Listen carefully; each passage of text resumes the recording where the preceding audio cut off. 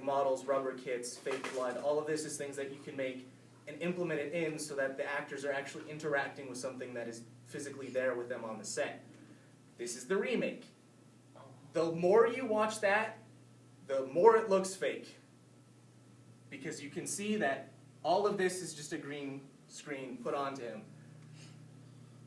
Now, a good example of course, CGI is things like Avatar. And in Avatar, they did a very good job of using CGI, in my opinion, because they actually, because everything is CGI, except for a few choice parts, you don't lose the interactions because you can tell that they're trying to create a world where everything in it is made of CGI, and because of that, everything looks good. Plus, the budget for this movie was insane, meaning that if it didn't do as good as it did with the CGI, what would have been the point?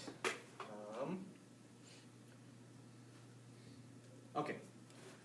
So the next thing I want to say is that I don't think CGI needs to be completely gone, but I do think we need to use it in a better way. And what I mean by that is I think we need to start using it as it was intended, and that's to help get rid of the more dangerous stunts and effects that they can use while melding them with things that actually are in the movie. And in recent, one of the best examples of that would be the new Mad Max, in which everything was practical and they just added certain things to it to flesh out the world. All the vehicles were actually created and actually run, and that's what makes it exciting. A lot of the stunts were all done. A lot of the fire was real.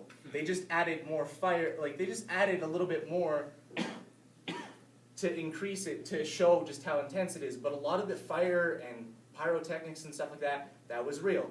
Just like the dude playing the guitar. His guitar actually shot fire. Super metal. And one of the other things is creating things that just are physically impossible even in a sound room. Something like this, the sandstorm scene. These are both the same image, just one is after they put in all the effects. And I think doing stuff like this is really going to hopefully help the movie industry until we finally come up with something new to use other than CGI. And I believe that's it.